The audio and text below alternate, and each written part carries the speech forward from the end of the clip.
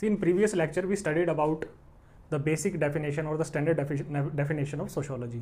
हमने ये भी देखा कि अलग अलग सोशोलॉजिस्ट कैसे अपने अलग अलग टेक्निकल टर्म्स का यूज़ करके सोशोलॉजी को डिफाइन करते हैं. उसमें से हमने एक सोशोलॉजिस्ट देखा था who goes by the name C Wright mills.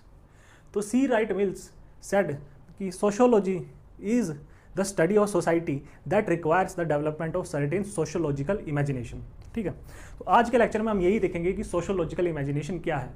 Because sociological imagination एक कोर फाउंडेशन, एक कोर रिक्वायरमेंट होती है in order to study sociology. एक कोर अप्रोच होती है. बिना सोशोलॉजिकल इमेजिनेशन के आप सोशोलॉजी को स्टडी नहीं कर सकते हैं. ठीक है, सोसाइटी को स्टडी नहीं कर सकते हैं.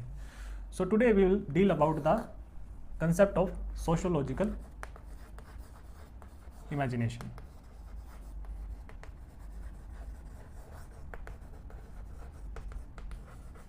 ठीक है, so this concept was given by, or this terminology was given by C. Wright Mills.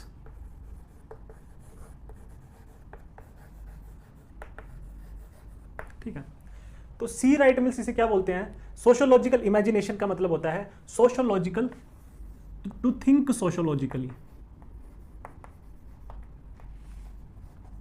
ठीक है,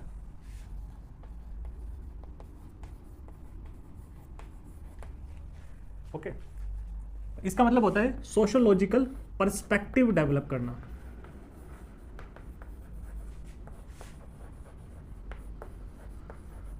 या फिर सोशोलॉजिकल अंडरस्टैंडिंग डेवलप करना.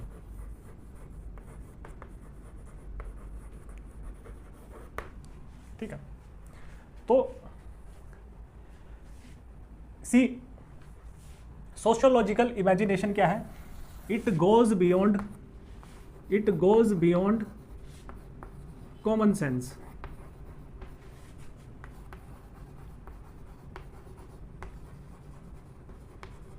ठीक है, इसका मतलब यह है कि कॉमन सेंस में आपको कुछ चीजें लगती हैं कि these things should appear in this particular way, लेकिन हमेशा ऐसा नहीं होता है. ठीक है, so sociological imagination requires development of critical thinking. आपको क्या है? क्रिटिकल रीजनिंग डेवलप करनी पड़ेगी. लॉजिक और रीजन के हेल्प से आप सोशोलॉजिकल इमेजिनेशन और सोशोलॉजिकल पर्सपेक्टिव ला सकते हैं. See why are we saying it goes beyond common sense? See common sense कभी कभी ये कहती है कि कुछ चीज़ों को हम पर्टिकुलरली इस पर्सपेक्टिव में ही देख सकते हैं कि ऐसा ही होना चाहिए. तो एक जैसे बोलते हैं it is a common sense, but जो इवेंट्स होते हैं सोसाइटी में, सोसाइटल इवेंट्स होते हैं, ठीक है, उनके पीछे का डीप हिडन मीनिंग अनकवर करने के लिए,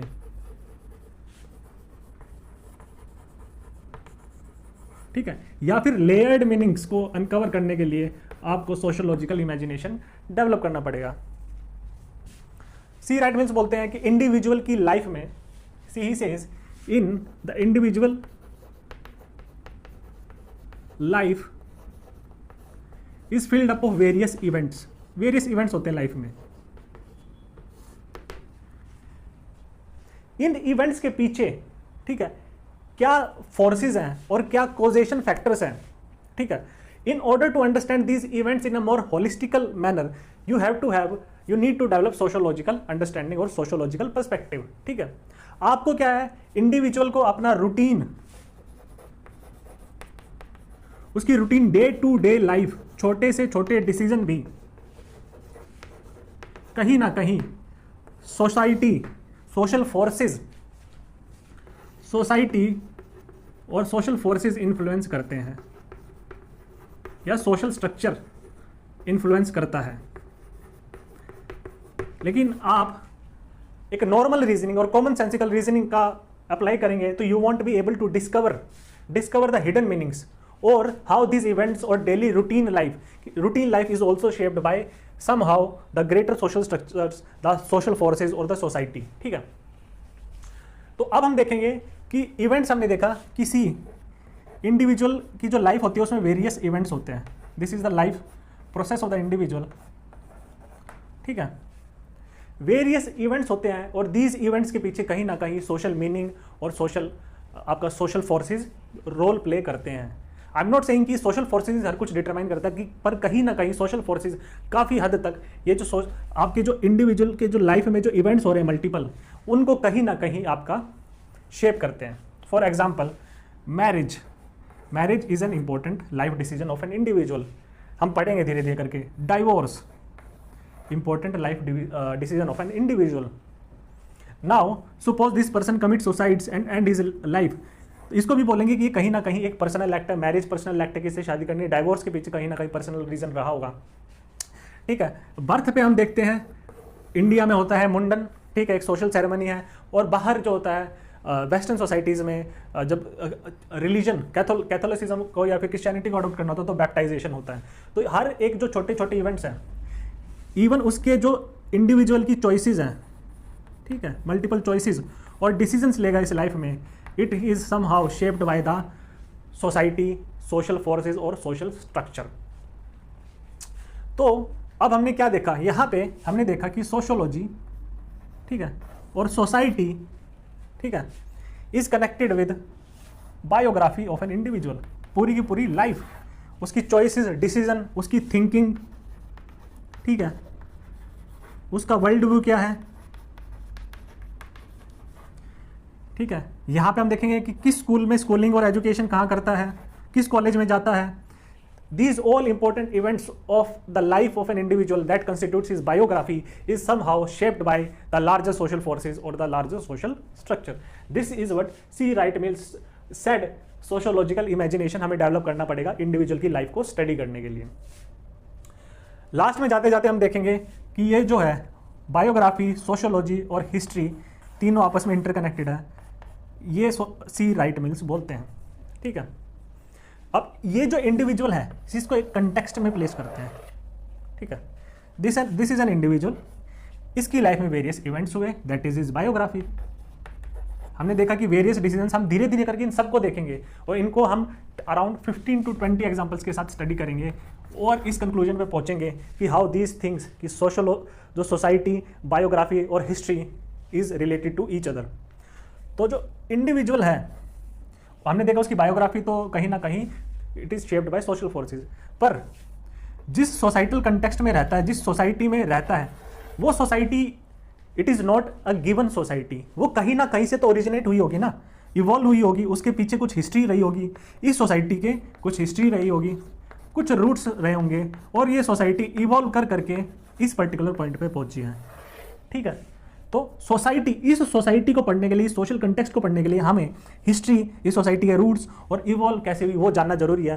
बिकॉज आज ये सोसाइटी कैसी है ये कहीं ना कहीं डिटरमाइन हुआ है, ये जो सीक्वेंस ऑफ इवेंट्स है, these are life events, these are societal events.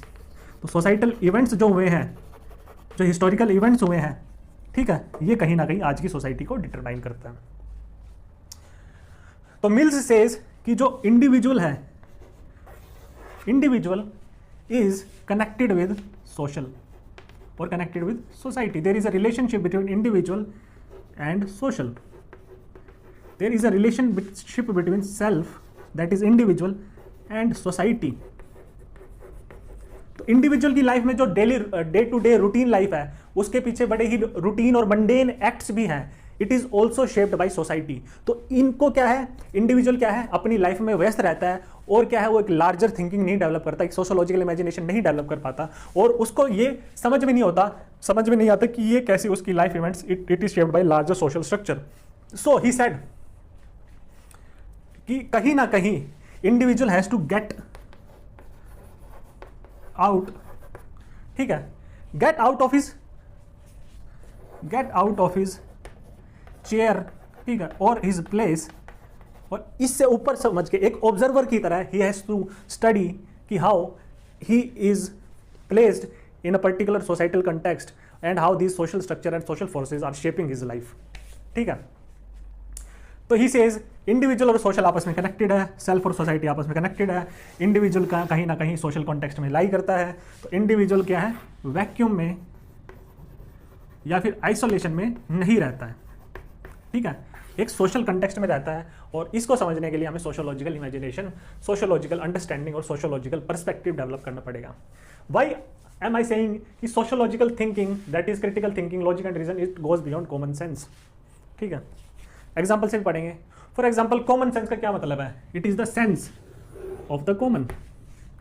ठीक है, जो कॉमन है, ठीक है, इंडिविजुअल जिस सोसाइटी का पार्ट है दैट इज कॉमन, उस सोसाइटी की जो एक सेंस है और जो थिंकिंग है उसको कॉमन सेंस बोलते हैं। ठीक है, आज सोसाइटल थिंकिंग अलग होगी, पहले कभी अलग रही होगी। ठीक है, तो कॉमन सेंस क्या है? खाली जो सुपरफिशियल अंडरस्टैंडिंग ऑफ इवेंट्स ही समझ सकते हैं, लेकिन इसके पीछे क्या डीप और हिडन मीनिंग्स है इन इवेंट्स के पीछे, उसके लिए आपको critical reasoning, critical thinking, sociological imagination, sociological perspective, sociological understanding develop करनी पड़ेगी। ठीक है,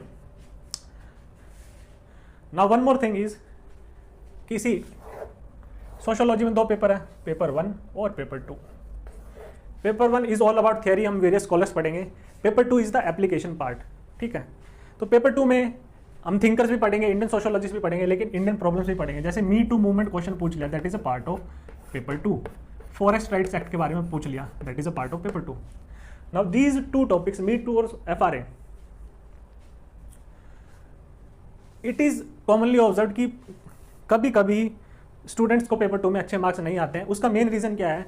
क्योंकि ये मी टू और FRA आपका जनरल स्टडीज का भी पार्ट है, तो वो जनरल आंसर्स लिख के आते हैं, लेकिन इन आंसर्स में जब तक आप सोशियोलॉजिकल इमेजिनेशन नहीं लगाओगे, सोशियोलॉजिकल पर्सपेक्टिव नहीं लगाओगे, तो you won't be able to get good marks. तो सोशियोलॉजिकल पर्सपेक्टिव कैसे लगाएंगे? See will be covering entire paper 1, तो आपकी एक सोशियोलॉजिकल अंडरस्टैंडिंग डेवलप होगी। देन अगर आप पेपर 2 में भी ऐसे भी कोई टॉपिक्स आ रहे हैं, तो हम क्या मल्टीपल सोशल साइंटिस्ट, सोशियोलॉजिस्ट का नेम इन्वॉल्व करेंगे, और वो आपकी जो लेजिटिमेसी आंसर वो बढ़ाएगा। तो मल्टीपल पर्सपेक्टिव्स, मल्टीपल स्कॉलर्स के पर्सपेक्टिव जो उन्होंने सोशियोलॉजिकल इमेजिनेशंस दिए हैं, उनका यूज़ करके हम मल्टीपल एंगल से इन क्वेश्चंस को टैकल करेंगे, और उसी के बाद आप कंप्रीहेंसिव आंसर लिख पाएंगे, तभी जाके आपका you will be able to get good marks in paper 2। Now I said कि we will be trying to understand sociological imagination, कि जो इंडिविजुअल एक्ट्स लगते हैं हमें लाइफ में कि ऐसा हो रहा है, उसके पीछे एक बड़े सोशल फोर्सेस लाई करते हैं। ठीक है, उनको, उन इवेंट्स को हम सोशियोलॉजिकली कैसे समझें, that is a part of sociological imagination. So will be dealing with this 15 to 20 examples, और इसके बाद आपको क्लियर हो जाएगा कि ये रिलेशनशिप भी कैसे आई। ठीक है, सी इसमें फर्स्ट एग्जांपल के साथ हम स्टडी करते हैं। ठीक है, बड़े इंटरेस्टिंग एग्जांपल्स हैं। For example the very act of drinking chai और कॉफी। ठीक है, सी कॉमन सेंस ये बोलती है कि चाय क्यों लोग पीते हैं? क्योंकि चाय लोगों को पीना पसंद है। ये एक इंडिविजुअल चॉइस है, कोई पसंद करता कोई नहीं करता, लेकिन एक्ट ऑफ ड्रिंकिंग कहीं ना कहीं एक इंडिविजुअल चॉइस है। ठीक है, लेकिन सोशियोलॉजिकल इमेजिनेशन इस पर लगा के देखते हैं, और the very act of drinking chai और कॉफी, हम उसको सोशियोलॉजिकल पर्सपेक्टिव से स्टडी करने की कोशिश करते हैं। सी फर्स्ट कि डोंट यू थिंक द चाय builds social bonds?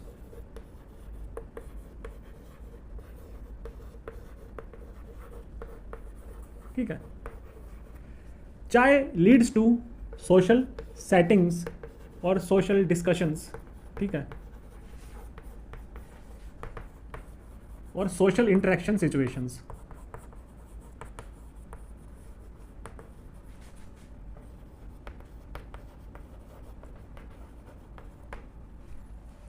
For example चाय सबसे ज़्यादा कब ऑफर की जाती है? आपके घर में कोई गेस्ट आता है, तो ये जो गेस्ट आता है और आप हैं और अदर फैमिली मेंबर्स हैं, isn't this a social setting? ठीक है, guest, so isn't this a social setting? ये एक सोशल सेटिंग होती है, और यहाँ पे मल्टीपल इंटरेक्शंस होती हैं। ठीक है, सोशल डिस्कशन होता है, और जिससे एक सोशल बॉन्ड बनते हैं लोगों के बीच में। तो यहाँ पे जो वेरी एक्ट ऑफ ड्रिंकिंग चाय इज सेकेंडरी। चाय एक क्या खाली एड करता है, एक सेकेंडरी है, लेकिन मेन पर्पस क्या है? Social interaction, social setting. ठीक है, एक सोशल बॉन्ड बिल्डअप करना। दूसरा सोशल बॉन्ड में एक और देखते हैं, द वेरी कंसेप्ट ऑफ चाय टपरी। ठीक है,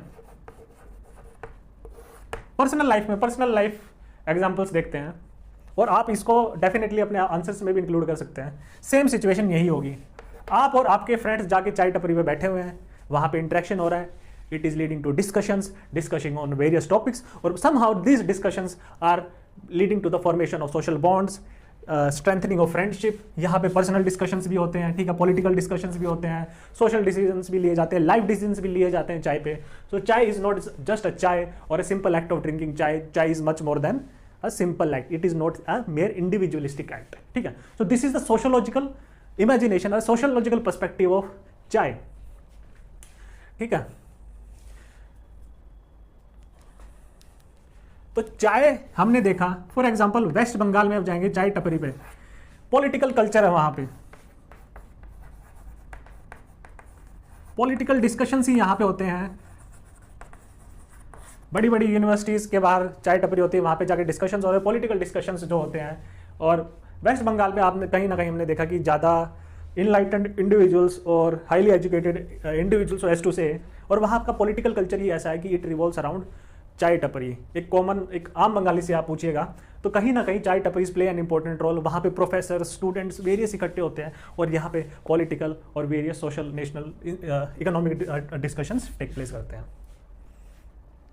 चाय को और देखते हैं कि सी चाय, वेरी एक्ट ऑफ ड्रिंकिंग चाय is followed by one person. लेकिन हमने देखा कि जब हर कोई चाय ड्रिंक कर रहा है, ठीक है, majority of the people drink चाय इन इंडिया, और एक इंडियन कल्चर का एक इंट्रिंसिक पार्ट है, कॉमन मैन हमेशा कहीं ना कहीं चाय is an important component of his life. तो जब हम देखेंगे मल्टीपल इंडिविजुअल्स को चाय पीते हुए तो एक पैटर्न आएगा, एक स्ट्रक्चर्ड बिहेवियर आएगा. इसी का यूटिलाइजेशन किया जाता है द चाय पॉलिटिक्स. जब हमारे देश के प्रधानमंत्री PM Modi, see he says that he is a chai wala. So what is the logic or reason behind this? See, everything that is uttered by these great statements, they have a reason behind this, they have a logic behind this. See, because ki somehow prime minister wants to show that he is not an elite, he is a common man.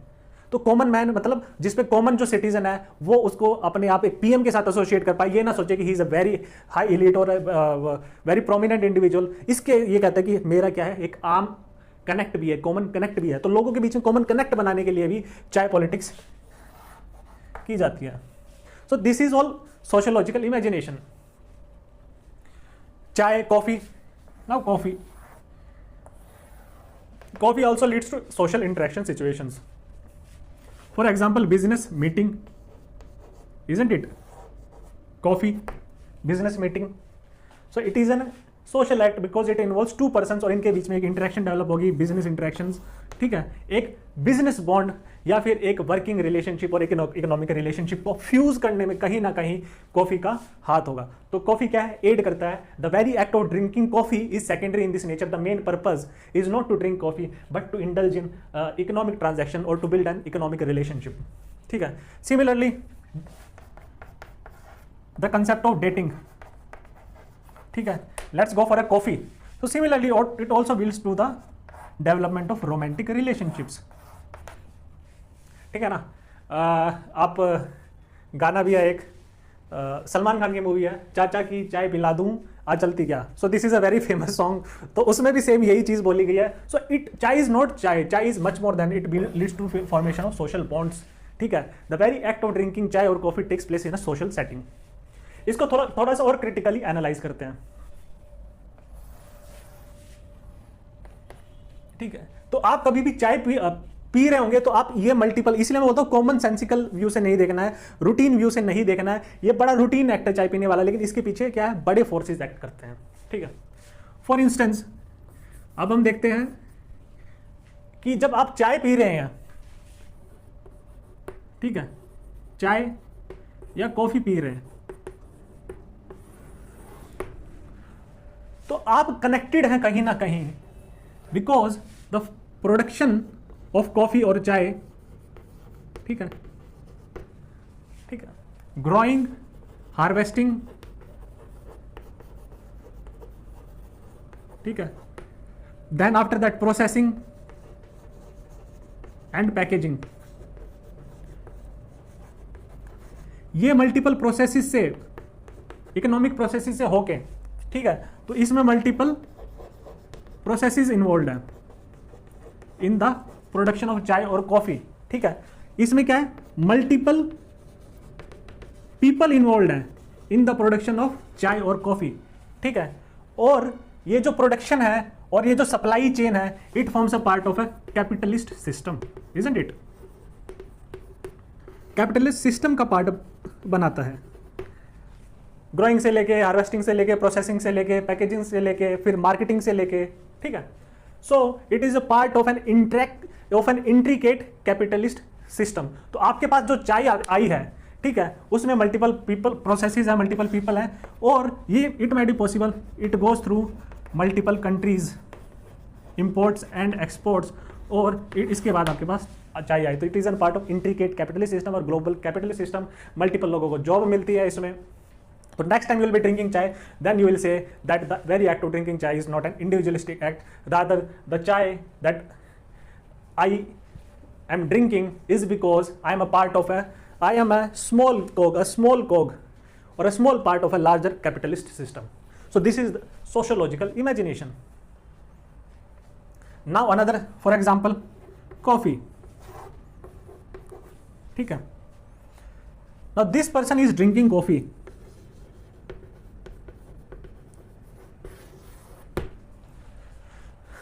अब ये जो coffee drink कर रहे हैं, ठीक है, this is coffee is generally consumed in western developed countries on a large scale.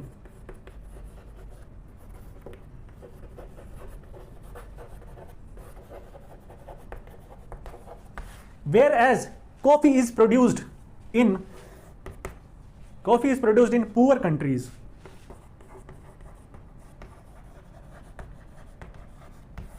African countries में ज्यादातर कॉफी प्रोड्यूस की जाती है, ठीक है। और यहां पे ये हायर स्टेटस का person who is living in Europe और America, when he is drinking coffee, that is supplied by the people who are working in poor countries और पुअर वर्किंग कंडीशंस, ठीक है। Maybe they are not paid enough, maybe उनका exploitation होता हो, maybe their working conditions are not good, ठीक है, deteriorating working conditions में हो। तो it isn't by the very act of drinking coffee you are contributing to their exploitation. So this is sociological perspective. Capitalist system की हम एक और बात देखेंगे। किसी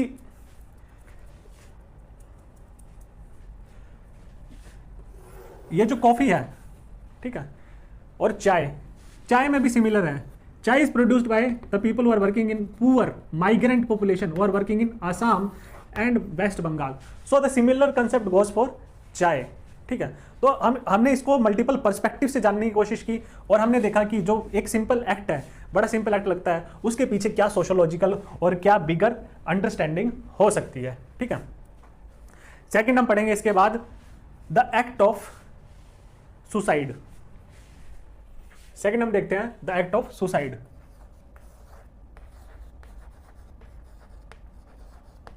अब सुसाइड को कहीं ना कहीं एक इंडिविजुअलिस्टिक और पर्सनल एक्ट बोला जाता है,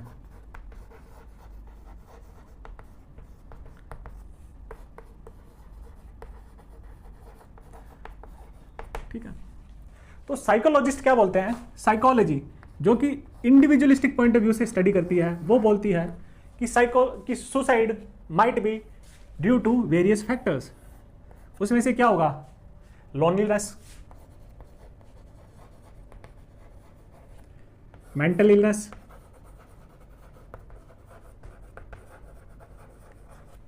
anxiety or depression,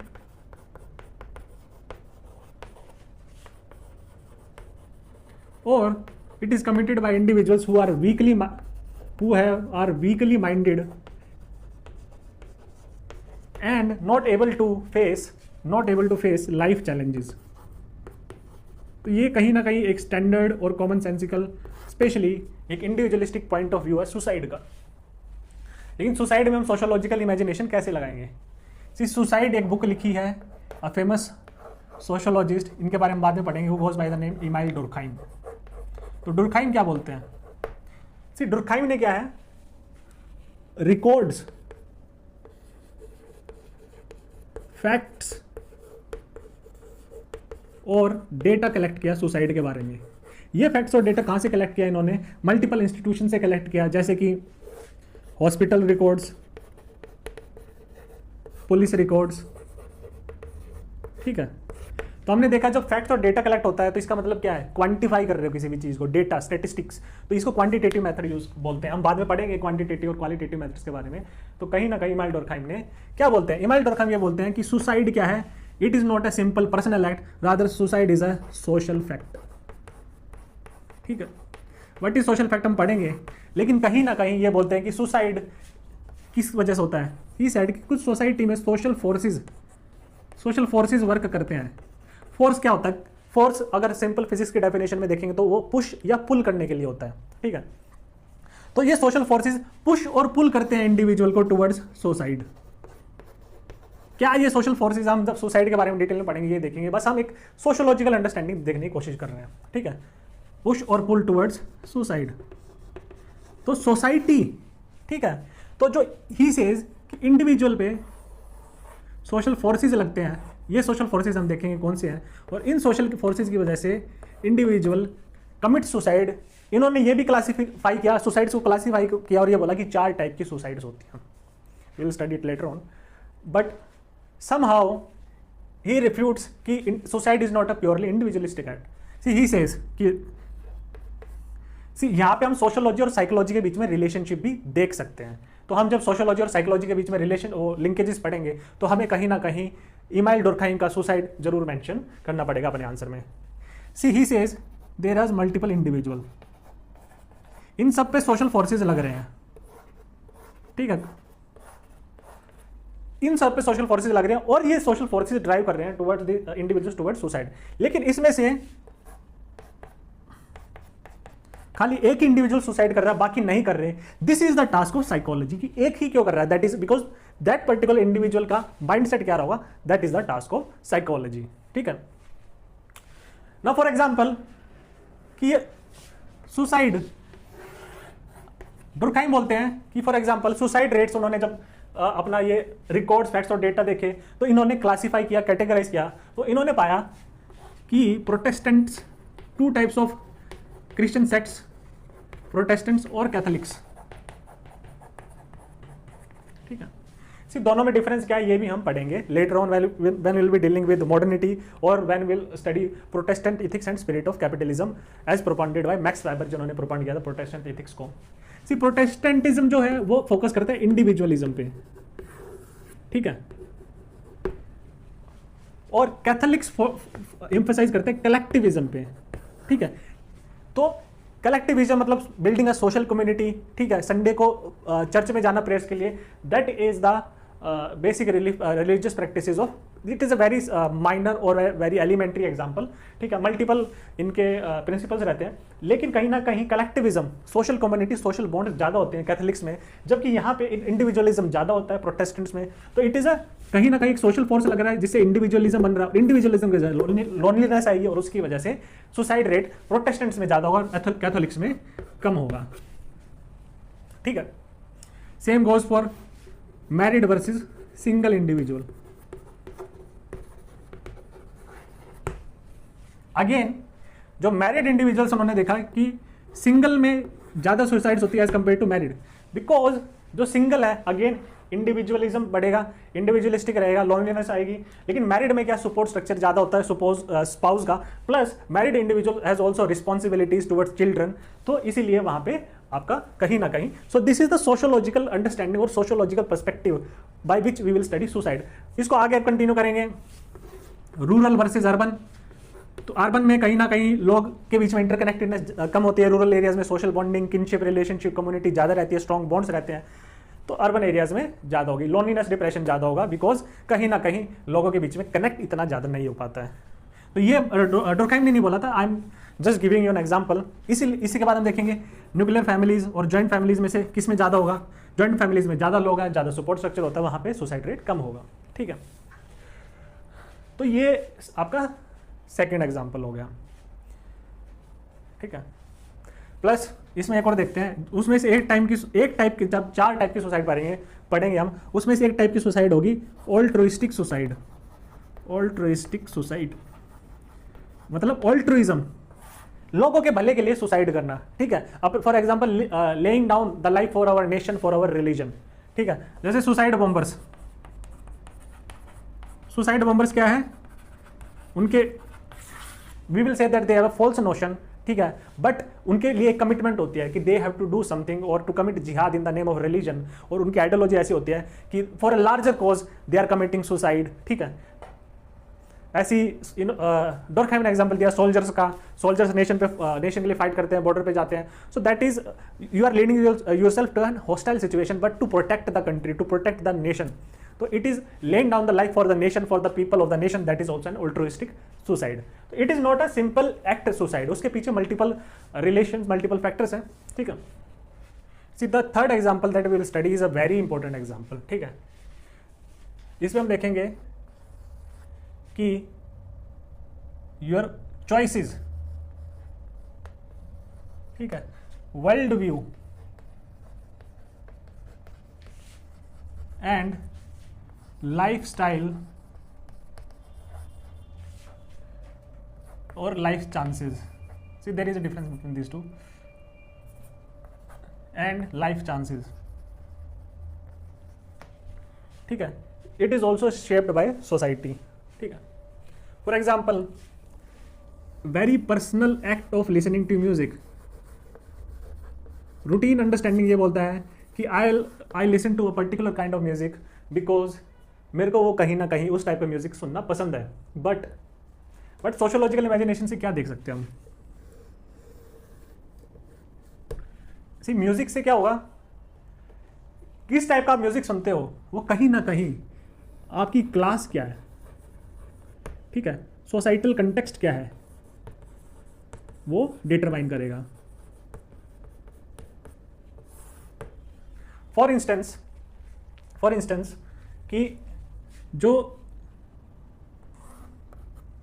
अर्बन, ठीक है, मिडिल क्लास यूथ है, अर्बन मिडिल क्लास यूथ, ठीक है, या फिर न्यू जनरेशन मिलेनियल्स भी जिसे हम बोलते हैं, वो किस टाइप का म्यूजिक सुनेंगे, ठीक है, एक रूरल,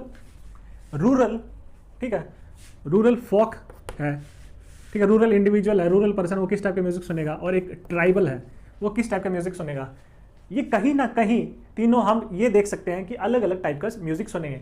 तो आपका जो म्यूजिक चॉइस है is even determined by your class, ठीक है, आप किस रीजन से बिलोंग करते हैं, किस सोसाइटल कंटेक्स्ट में रहते हैं। एक western music will be different from an Indian music, ठीक है, प्लस आपकी एज क्या है, so there are multiple factors behind it, it is not a very simple act of listening to music. Plus music भी ये depend करता है किस टाइप का म्यूजिक आप सुन रहे हैं, सोसाइटल कंटेक्स्ट में डेवलप करता है, ठीक है।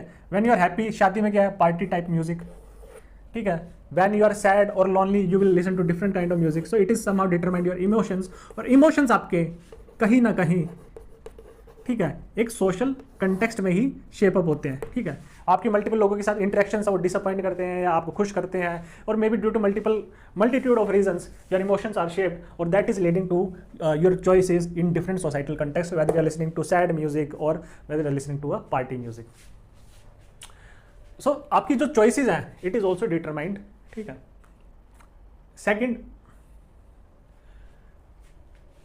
हम ये देखेंगे कि आपका जो लाइफ स्टाइल है, ठीक है, for example dressing sense, music, dress, ठीक है, it is also determined to a large extent by social forces. For example आज के टाइम पे धोती कितने यूथ पहनते हैं, most of the youth wear jeans, T shirts और फॉर्मल अटायर, ठीक है। तो अगर कोई यूथ स्पेशली धोती पहनता है आज के टाइम पे तो he will feel out of place, ठीक है, people will start calling him weird, ठीक है, he will be seem very distinct और यूनिक। तो कहीं ना कहीं आपकी जो ड्रेस है वो भी आपका सोशल कॉन्टेक्स्ट सेटअप कर रहा है, ठीक है। हम देखते हैं ट्रेंड्स आते हैं फैशन के, फैशन ट्रेंड्स,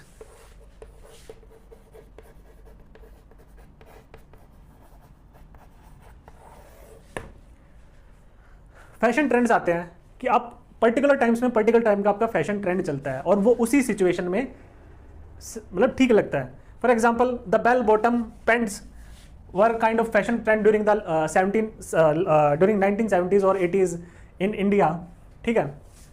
तो उस टाइम पे आप देखोगे मूवीज़ में क्या एक्टर्स क्या बेल बॉटम्स पहन के रखते थे, लेकिन आज के टाइम पे वो कहीं ना कहीं ट्रेंड डिसअपीयर हो गया है, ठीक है। तो एक टाइम पे आया था चार्ली चैपलिन पे शॉर्ट पैंट्स का, और वो फिर से रीअपियर हो गया। तो it is somehow your dressing sense is not individualistic act, rather it is determined trend. Trend का मतलब है multiple people are following it, ठीक है। तो it is also it takes place, your dressing style is also determined by your societal context. So choices or lifestyle, see dressing style is lifestyle is somehow determined. Now let us further look at the relation between life chances and lifestyle. See, हम social structure की बात कर रहे थे, हमने social structure last lecture में पढ़ा। तो हमने देखा कि मल्टीपल सोसाइटल इंस्टीट्यूशंस होते हैं, ठीक है। लोग वेरियस इंटरेक्शन सिचुएशंस में होते हैं, उनके बीच में रिलेशनशिप डेवलप होती है। ये जो रिलेशनशिप है, हम पर्टिकुलर रोल निभाते हैं और पर्टिकुलर वैल्यूज और नॉर्म्स के साथ अपना बिहेवियर एक्ट आउट करते हैं। All this was discussed exhaustively in the last lecture, ठीक है। तो this interaction lead to particular kind of institution, ठीक है। तो for example this is family, this is class. अब क्लास में हिरार्की होगी, इनके बीच में तो एक वर्किंग रिलेशनशिप है, ठीक है। ऐसी politics,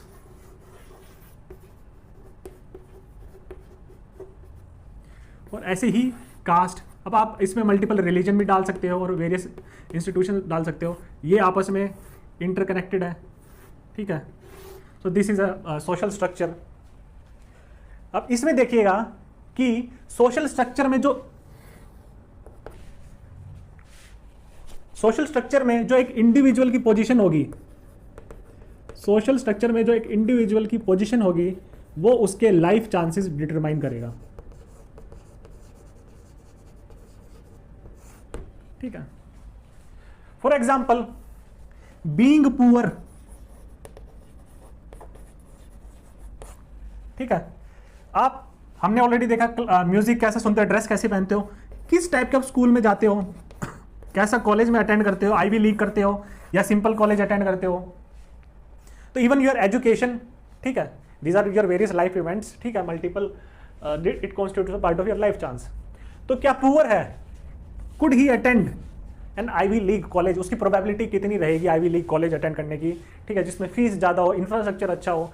it is not that much. तो पुअर के पास लाइफ चांसेस कम है, ठीक है। तो सोशल स्ट्रक्चर में वो उसकी जो पोजीशन है वो इसको कहीं ना कहीं लिमिट करती है और उसके लाइफ चांसेस को लिमिट करती है और वल्नरेबली प्लेस करती है।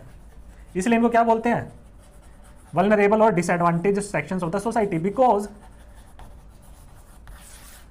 Social structure puts them in a particular position, और लोअर पोजीशन में है तो उनकी लाइफ चांसेस कम हो जाएगी। तो सोशल स्ट्रक्चर, ठीक है। तो जिस सोशल स्ट्रक्चर का पार्ट हो, किस कास्ट से बिलोंग करते हो, किस क्लास से बिलोंग करते हो, ठीक है, पॉलिटिक्स में आपकी क्या स्टैंडिंग है, किस रिलीजन से बिलोंग करते हो, ठीक है, तो आपकी जो पोजीशन है, सोशल स्टैंडिंग है स्ट्रक्चर में, that determines your entire life style और एंटायर लाइफ चांसेस, ठीक है। फॉर एग्जाम्पल, तो आपका पूरा का पूरा लाइफ चॉइसेस, पूरा world view, even world view भी आपका डिफाइन होता है। आप किस रिलीजन से बिलोंग करते हो, तो कहीं ना कहीं वो आपका वर्ल्ड व्यू, आपका विचार, आइडियाज, ओपिनियंस, आप क्या सोच रहे हैं, ठीक है, आप किस कंट्री से बिलोंग करते हैं, that defines your world view. तो सी लाइफ चांसेस, अब हम यहां देखेंगे जो इंडिविजुअल सोशल स्ट्रक्चर में वेल प्लेस्ड है, he will have good life chances and he will go to good college. So it does not depend merely on individualistic capability or individualistic talent, rather you are placed in a social structure that determines your life chances, ठीक है। तो हम देखेंगे जो SCs STs है, ठीक है, India में और सिमिलरली ब्लैक्स अमेरिका में, ठीक है, it is not that they are not capable, but social structure ऐसा है, उनकी जो स्टैंडिंग है, जो पोजीशन है सोशल स्ट्रक्चर में, लोअर स्टेटअप पे लाई करते हैं, वो कहीं ना कहीं उनको वल्नरेबल करती है, डिसएडवांटेजेस प्रोवाइड करती है और उसकी वजह से लाइफ चांसेस कैप्चर नहीं कर पाते हैं। इसलिए आप देखेंगे सबसे ज़्यादा पॉवर्टी इन्हीं के बीच में रहेगी, स्कूल ड्रॉप आउट रेट्स इन्हीं के पास ज़्यादा रहेगा, ठीक है। तो आपका तो पोजीशन सोशल स्ट्रक्चर में आपका सर्कमस्टांस पूरा लाइफ ही शेप कर रहा है, ठीक है। So it does not depend merely on individualistic merit, ability और टैलेंट और capability. Poverty, social drop out rates, ठीक है। आप देखेंगे सबसे ज़्यादा मैनुअल स्कैवेंजर्स कौन से हैं, SCs STs। अगर आप देखेंगे कि पॉवर्टी रेट सबसे ज़्यादा किन के बीच में, एस सीज एस टीज। अगर आप देखेंगे कि एग्रीकल्चरल लेबर सबसे ज़्यादा कौन कंट्रीब्यूट करता है, agricultural labour means poor economic returns. तो कहीं ना कहीं ये आपका क्या है, एस सीज और एस टीज, मतलब लोअर कास्ट। यहाँ पे कास्ट लोअर है तो क्लास भी इनकी लोअर है, तो lower caste leads to lower class, तो एक सिंक बन जाता है। क्वेश्चन भी पूछा गया था कास्ट और क्लास के बीच में क्या रिलेशनशिप होती है, whether they are in sync और हार्मनी और there is a sense of contradiction between these two. तो हम वेल प्लेस्ड देखेंगे, सी यहाँ पे जो बंदा वेल प्लेस्ड होगा उसके क्या होंगे, मल्टीपल रिलेशनशिप्स होंगी, मल्टीपल कनेक्शंस होंगे, और इन कनेक्शंस का यूज करके वो अपनी लाइफ चॉइसेस और लाइफ स्टाइल और लाइफ चांसेस को और अपग्रेड कर सकता है। तो it is a kind of a mutual aid और म्यूचुअल हेल्प। तो जो वेल कनेक्टेड, वेल प्लेस्ड है, मल्टीपल कनेक्शंस है उसके, मल्टीपल रिलेशनशिप है, और इसीलिए इसको क्या बोलते हैं, वेल कनेक्टेड का मतलब ही क्या है, सोशल कंटेक्स्ट के, सोशल स्ट्रक्चर के टर्म में। तो ही विल हैव, उसको इनहेरेंट एडवांटेज मिलेगा, ठीक है। सिमिलरली जो पुअर होगा, जैसे क्लास में सबसे नीचे लाई करता है, ये दिस इज क्लास स्ट्रक्चर, सबसे नीचे लाई कर रहा है, तो एक तो वो वेल कनेक्टेड नहीं होगा, तो उसके कनेक्शंस कम होंगे, रिलेशनशिप्स कम होंगी, रिलेशनशिप्स कम होंगी, तो इसका मतलब क्या है, वो कहीं ना कहीं वेल इंटीग्रेटेड नहीं है सोशल स्ट्रक्चर में, ठीक है। सोशल स्ट्रक्चर उसको इनहेरेंटली क्या क्या है, उसको कहीं ना कहीं एक वो बैकफुट पे लेके जा रहा है, ठीक है। हम जब पढ़ते हैं सोशल इकोनॉमिक एक्सक्लूजन, इसका मतलब क्या है इकोनॉमिक एक्सक्लूजन, इकोनॉमिक एक्सक्लूजन का मतलब ही ये है, सोशल पॉलिटिकल और इकोनॉमिक एक्सक्लूजन क्या होता है, वल्नरेबल डिसएडवांटेज सेक्शंस के बारे साथ सबसे ज्यादा होता है। तो इकोनॉमिक एक्सक्लूजन मतलब ये है, या तो क्लास स्ट्रक्चर में सबसे नीचे लाई करना, तो उसके कनेक्शंस इतने नहीं होंगे, तो वेल इंटीग्रेटेड नहीं है, it means he is excluded from the society. या फिर इकोनॉमिक एक्सक्लूजन का मतलब यह है कि not being a part of the social structure, जो उसकी सोशल स्ट्रक्चर जो एक अपॉर्चुनिटीज और एडवांटेजेस प्रोवाइड करता है, स्पेशली इकोनॉमिक अपॉर्चुनिटीज, अगर आप इकोनॉमिक स्ट्रक्चर की बात कर रहे हैं वो यूटिलाइज नहीं कर पाएंगे क्योंकि आपके कनेक्शंस कम है, तो इसका मतलब ये है आप कहीं ना कहीं इकोनॉमिकली एक्सक्लूडेड है। लेकिन इंडिया में क्या है, कास्ट और क्लास, तो economic exclusion is related to social exclusion. जो कास्ट स्ट्रक्चर में सबसे नीचे लाई करते हैं या even lie outside the caste structure, for example untouchables, they are socially excluded from the group, ठीक है, उनके रिलेशनशिप्स और कनेक्शंस इतने नहीं होंगे, so it means the social structures pulls them in a inherently unfavourable रहता है सोशल स्ट्रक्चर, उनकी पोजीशन कहीं ना कहीं उनको डिसफेवर करती है। अब इसी से एक नोशन आता है कि पॉजिटिव डिस्क्रिमिनेशन करना क्यों जरूरी है और अफर्मेटिव एक्शन सरकार क्यों लेके आती है। इसका प्राइम रीजन यही है, it is not that the एससीज एसटीज लैकिंग टैलेंट और ability, it is the very reason because they are not favourably placed in the social structure. और इसको काउंटर करने के लिए सरकार उनको कहीं ना कहीं, for example school drop out rates इनके बीच में सबसे ज्यादा होंगे, तो इसलिए क्या है, कॉलेज में इनको क्या है, रिजर्वेशन सीट्स और रिजर्वेशंस दी गई हैं, सीट्स में रिजर्वेशन दी जाएगी, एजुकेशन गेन करेंगे, एम्प्लॉयमेंट गेन करेंगे, एम्प्लॉयमेंट में रिजर्वेशन होगी, तो इकोनॉमिक एक्सक्लूजन को काउंट कर रहे हैं। जब एजुकेशन में रिजर्वेशन है, एजुकेशन में रिजर्वेशन है, तो you are countering economic exclusion.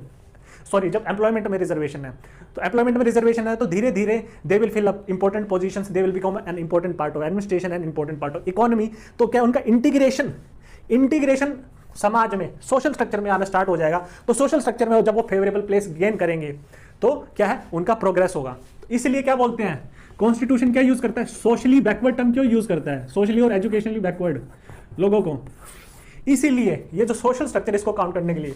सो आप समझे कि सोशियोलॉजिकल इमेजिनेशन क्या है, सोशियोलॉजी क्यों जरूरी है, because these terms are somehow related to sociological understanding और सोशियोलॉजिकल पर्सपेक्टिव। तो इसके बाद हम पढ़ते हैं सी लाइफस्टाइल और ये सब देख लिया। इसके बाद हम देखते हैं मैरिज डाइवोर्स के बारे में पढ़ने की कोशिश करते हैं। सी ना, अब हम ऑलरेडी 3 एग्जांपल पढ़ चुके हैं, 4th एग्जांपल की तरफ मूव ऑन करते हैं। डाइवोर्स, ठीक है। जब डाइवोर्स की बात करते हैं तो अगेन ये आता है माइंड में कि divorce is somehow related to personal issues. कहीं ना कहीं जो आपका जो मैरिड कपल है उनके बीच में क्या कंपैटिबिलिटी ठीक नहीं रही होगी, और उसी की वजह से due to lack of compatibility between these 2 people, ठीक है, they decided to go for divorce, ठीक है। लेकिन कंपैटिबिलिटी, अब हम ये देखते हैं कि मॉडर्न सोसाइटीज में क्या है, डाइवोर्स रेट बढ़ रहा है। तो ऐसा क्या है कि मॉडर्न सोसाइटीज में कंपैटिबिलिटी नहीं है, क्या ट्रेडिशनल सोसाइटीज में ज़्यादा कंपैटिबिलिटी होती थी, तो वहाँ पे क्या डाइवोर्स रेट क्या कम थे, ऐसा कुछ क्या है। सी this is the common sensical understanding कि compatibility नहीं थी that led to divorce. But what does sociology says? Sociology says the divorce is determined by again multiple factors, ठीक है। वन थिंग इज कि सोशल एक्सेप्टेबिलिटी बढ़ी है society में divorce की, ठीक है। Since the divorce is socially acceptable, ठीक है, इसलिए लोग वैसे ही बिहेवियर एक्ट आउट करते हैं विच इज सोशली एक्सेप्टेबल, ठीक है। अगर सोशल टेबू होता divorce, just like incest, do you think कि divorce would have been taking place in such manner, ठीक है, ऐसा तो नहीं होता सोसाइटी में। सो कि कहीं ना कहीं सोशल एक्सेप्टेबिलिटी और सोसाइटी में बढ़ी है, that is leading to a particular social behaviour और that is leading to increase in divorce. Social acceptability बढ़ी है तो कानून ने भी इस एक्सेप्टेबिलिटी को अपना इंक्लूड किया है। तो पहले जो लॉज रहते थे उसमें काफ़ी मुश्किल रहता था आपको डाइवोर्स लेना, लेकिन इस प्रोसेस को क्या है, ईजी कर दिया है। तो लीगल हर्डल्स भी कम होंगे, इसलिए भी डाइवोर्स रेट बढ़ रहा है, ठीक है। देन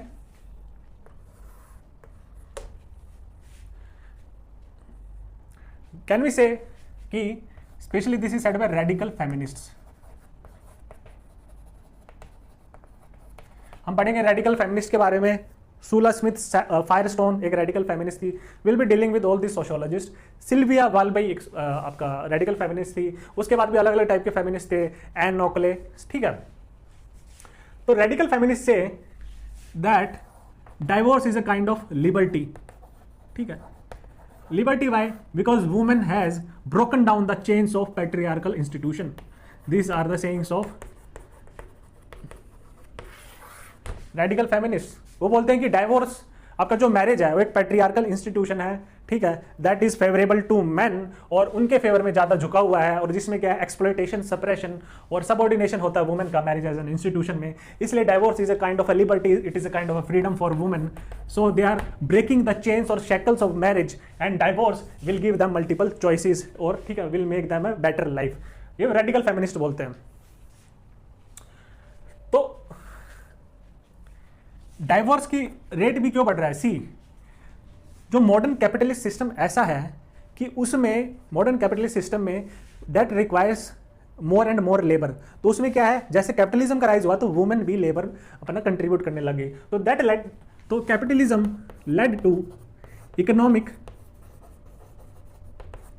एक तो हमने देखा कि इस टाइप की आइडियोलॉजी प्रमोट की जाती है और उसकी वजह से भी डाइवोर्स बढ़ता है। तो capitalism led to economic independence of women due to huge demand of labour, ठीक है।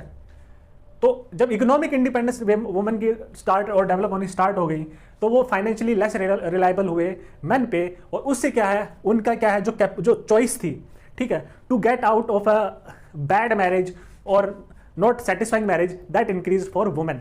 सो economic independence is also, that is the system of capitalism which demanded more labor, that women got into more kind of employment, and that led to economic independence of women। और economic independence की women की वजह से they are able to make more free choices, और उसी की वजह से डाइवोर्स रेट भी आपका बढ़ रहा है। तो हमने देखा लॉ से कैसे रिलेटेड है, कैपिटलिज्म से कैसे रिलेटेड है, फेमिनिस्ट क्या बोलते हैं, आइडियोलॉजी प्रोपोगेट करते हैं, सोशल एक्सेप्टेबिलिटी इसकी इंक्रीज कर रही है डाइवोर्स की।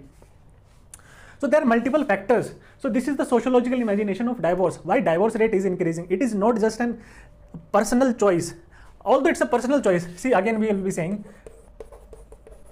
these are multiple individuals. ठीक है, इन पे ये एक्ट करेंगे और इसमें से पर्टिकुलर डाइवोर्स लेंगे, ठीक है। It is a kind of a personal choice. एक चीज हम ये भी देखेंगे, why divorce rate is increasing. हमने ये फैक्टर्स देखे। एक सोशोलॉजिकल इमेजिनेशन क्या कहता है, सी, जब कैपिटलिज्म का राइज नहीं हुआ था उससे पहले क्या था, फैमिली का जो हेड होता था, न्यूक्लियर फैमिली का, पैट्रियार्की थी तो पैट्रियार्कल हेड होगा, फादर, ठीक है, मेल हेड होगा आपका। और उस टाइम पे जो इकोनॉमिक सिस्टम था, फ्यूडलिज्म वगैरह, ठीक है, और इवन प्रीवियस जनरेशन में भी देखेंगे जहां वुमेन वर्क नहीं करती थी, तो ये जो मेल था ये खाली फैमिली हेड नहीं था, ये क्या है, इकोनॉमिक हेड भी था, बिकॉज इसका इकोनॉमिक स्टेटस भी वुमेन से ज्यादा था। तो कहीं ना कहीं उसके फैमिली स्टेटस और इकोनॉमिक स्टेटस के बीच में एक प्रोपोर्शनैलिटी थी, एक कॉन्ग्रुएंस था, ठीक है। लेकिन what happens if this proportionality और congruence goes for a toss, specially in modern societies जहां पे मेल और फीमेल दोनों वर्क करते हैं, ठीक है। जब मेल और फीमेल दोनों वर्क कर रहे हैं, although male is the patriarchal head, he is the head of the family, traditional bread winner कौन था, फैमिली का मेल था। लेकिन अब क्या, women also started working, now if female starts working more than man, ठीक है, तो पैट्रियार्कल हेड है, मतलब फैमिली स्टेटस उसका ज्यादा है, लेकिन इकोनॉमिक स्टेटस किसका ज्यादा है? फीमेल का।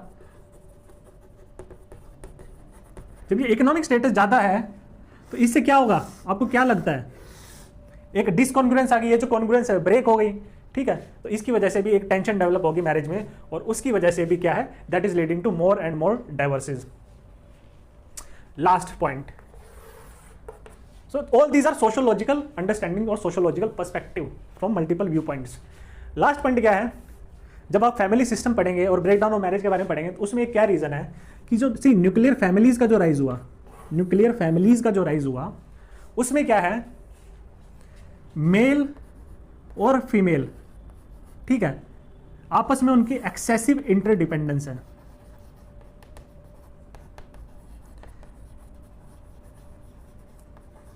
एंड दिस एक्सेसिव इंटरडिपेंडेंस, ठीक है, उससे क्या है, एक्सपेक्टेशंस ज्यादा है, बिकॉज न्यूक्लियर फैमिली में दो ही लोग हैं एक दूसरे को सपोर्ट करने के लिए, हस्बैंड एंड वाइफ, ठीक है, और बच्चों को सपोर्ट करने के लिए भी यही दो लोग हैं, तो एक दूसरे पे क्या है, एक्सपेक्टेशंस बहुत ज्यादा होती है, इंटरडिपेंडेंस बहुत ज्यादा होती है, ठीक है।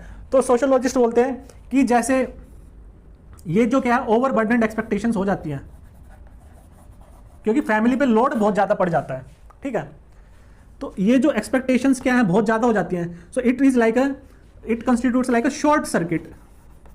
जैसे करंट ज्यादा फ्लो कर जाता है वायर से तो शॉर्ट सर्किट हो जाता है, इसलिए यहाँ पे एक्सपेक्टेशंस बहुत ज्यादा होते हैं, बिकॉज ओनली वन मेल और फीमेल है एक दूसरे पे रिलाई करने के लिए, ठीक है, तो उससे क्या है, एक सपोर्ट उतना नहीं मिल पाएगा, तो क्या है, it is like a nuclear family में क्या हो जाएगा, बर्डन बहुत ज्यादा हो जाएगा दूसरे पे, तो क्या करंट जैसे ज्यादा फ्लो करता है सर्किट में से और उस शॉर्ट सर्किट कर देता है, फ्यूज हो जाता है, तो सिमिलरली ऐसे रिलेशनशिप ब्रेक हो जाती है, ठीक है। तो कैपिटलिज्म ने हमने देखा कैसे फ्यूल कर रहा है, capitalism led to nuclear family.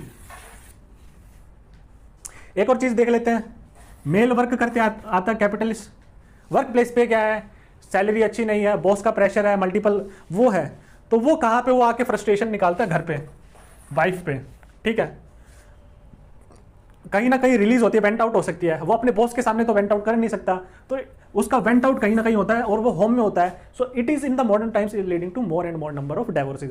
सी पहले क्या होता था, पहले जॉइंट फैमिली थी, जॉइंट फैमिली में there are multiple number of people to support you, ठीक है, मल्टीपल किन्स होते थे, वर्क प्रॉपर्ली डिवाइडेड होता था, ओवरबर्डनिंग नहीं होती थी, इसका मतलब क्या, उस टाइम पे डाइवोर्स रेट कम था।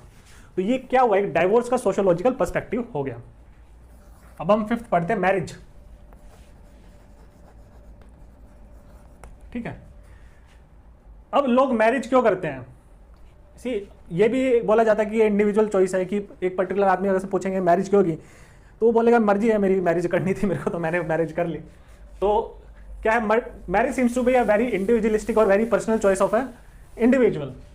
बट ये क्या बोलता है, सी सोशियोलॉजी क्या बोलती है, सोशियोलॉजिकल इमेजिनेशन क्या बोलेगी, सी इसके पीछे मल्टीपल रीजंस हो सकते हैं। The prime reason Talcott Parsons बोलते हैं, टेलकोट पार्सन्स बोलते हैं, people marry because it is demanded by, it is the demand of social system, social system ये डिमांड करता है इसलिए लोग मैरिज करते हैं। इंडिविजुअलिस्टिक रीजन कुछ भी हो, लेकिन उस इंडिविजुअलिस्टिक रीजन को इनकोर क्या करता है, सोशल सिस्टम, और social system pressure, social system क्या है, एक गाइड करता है और स्टिमुलेट करता है सोसाइटी को, और उसमें एक मैरिज और इंस्टीट्यूशन इसलिए स्टे करता है। तो डिमांड ऑफ सोशल सिस्टम कैसे बोलेंगे, जैसे हमें बोलते हैं ना कि मैरिज से क्या है, चिल्ड्रन और ऑफस्प्रिंग होंगे, और इसी से ही, इस प्रोक्रिएशन से ही सोसाइटी आगे बढ़ेगी, ठीक है, सोसाइटी में मेंबर्स ऐड करेंगे, adding members to society it is only possible through marriage, ठीक है। तो सोसाइटी में इंडिविजुअल्स को ऐड करना, मेंबर्स को ऐड करना, सोसाइटी को आगे बढ़ाना, तो ये तो मैरिज का फंक्शन है, इसलिए लोग मैरी करते हैं, टेलकोट पार्सन्स बोलेंगे, because it is the demand of social system. Now जैसे बोलते हैं ना हमें अपना वंश आगे बढ़ाना है, वो क्या है, this is the same concept. और क्या हो सकता है, छोटे पर्सपेक्टिव से देखते हैं, जिसको हम सिंबॉलिक इंटरेक्शनिज्म भी बोलेंगे, जिसमें लेवल ऑफ एब्स्ट्रैक्शन स्मॉल रखा जाता है।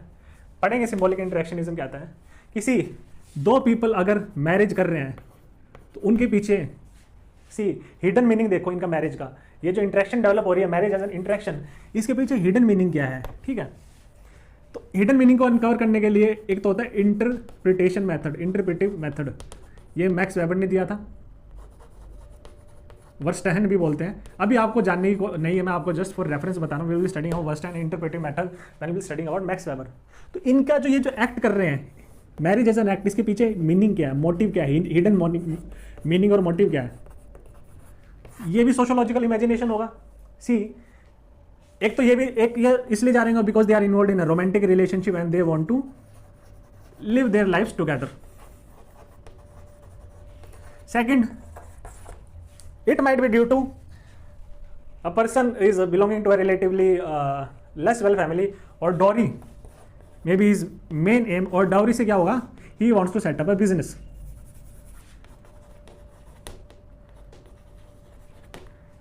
ठीक है, मल्टीपल मीनिंग्स और मोटिव देख रहे हैं क्यों शादी हो रही है। तीसरा, a person he wants to grow up, he wants to kind of मतलब grow up in the sense कि ही वांट्स टू एक्सेंचुएट और इंक्रीज हिज इकोनॉमिक स्टेटस, और इकोनॉमिक स्टेटस दैट्स वाई वो क्या है, एक हाई क्लास और rich girl से शादी करना चाहता है। ठीक है, मूवीज देखी होगी ना आपने, सेम मतलब अमीर लड़कियों को फंसाने का कोशिश करके क्या है, ट्रैप करके वो उन्हें मैरी करके अपना सोशल और इकोनॉमिक स्टेटस क्या है बढ़ाना चाहता है। So there are multiple meanings और motives behind this action of marriage. It is not a very simple act of marriage, multiple meanings or motives behind this action. So you can uncover these meanings or motives by critical thinking, using critical thinking by finding out hidden meanings behind these actions. ठीक है, और क्या सोच सकते हैं marriage से। See, marriage as an institution, ये क्या है, प्राइवेट प्रॉपर्टी, ये बोलते हैं कार्ल मार्क्स और फ्रेडरिक एंगल्स। कार्ल मार्क्स और फ्रेडरिक एंगल्स बोलते हैं प्राइवेट प्रॉपर्टी का जब राइज हुआ, will be studying about all this when we study about Karl Marx and Friedrich Engels. See private property का जब राइज हुआ, ठीक है, तो मोनोगमस मैरिज और फैमिली का राइज हुआ। पहले क्या थी, प्रोमिस्क्यूइटी थी, ये स्टेजेस ऑफ मैरिज है, प्रोमिस्क्यूइटी, फिर पॉलीगैमी आई, उसके बाद मोनोगैमी मैरिज आई। तो ये किस लिए राइज हुई, प्राइवेट प्रॉपर्टी। सी इसमें क्या, आप वुमेन की, फीमेल की सेक्सुअलिटी को कंट्रोल कर रहे हैं, you are limiting the female to one sexual partner. इससे क्या होगा, सी इससे क्या है, why monogamous marriage came into being, इससे क्या होगा कि जब आप फीमेल की सेक्सुअलिटी और उसको लिमिट कर रहे हो वन सेक्सुअल पार्टनर से, इससे क्या, it is easy to determine paternity of offspring, कि मतलब बच्चे का बाप क्या है, कौन सा है, ये इजी होगा डिटरमाइन करना। ठीक है, तो बच्चे का बाप कौन है ये डिटरमाइन करना इजी होगा, पैटर्निटी इजी होगा डिटरमाइन करना। तो ये किस लिए रिक्वायरमेंट है, ये इसलिए रिक्वायरमेंट है, जब प्राइवेट प्रॉपर्टी का राइज हुआ तो इसको क्या है, ट्रांसफर करना फादर से सन और फिर आगे ट्रांसफर करना, तो you have to identify this son. So that's why monogamous marriage came into being, so as to facilitate transfer of private property, ठीक है, across a lineage। ठीक, तो हमने ये देखा मैरिज के, देखिए मल्टीपल पर्सपेक्टिव, ये sociological imagination. Marriage is not simple marriage, there are multiple sociological meanings, hidden meanings और मोटिव्स और सोशोलॉजिकल अंडरस्टैंडिंग बिहाइंड इट। एक और चीज देखते हैं, marriage also regulates sexual appetite of a person. ठीक है, सेक्सुअल डिजायर्स को फुलफिल करने के लिए, उसको वेंट आउट करने के लिए भी मैरिज क्या है, it is a socially approved sexual relationship, socially approved sexual relationship. ठीक है, तो इट इज ऑल्सो अ, सी आपने यहां पे बायोलॉजी और सोशोलॉजी को कनेक्ट किया है।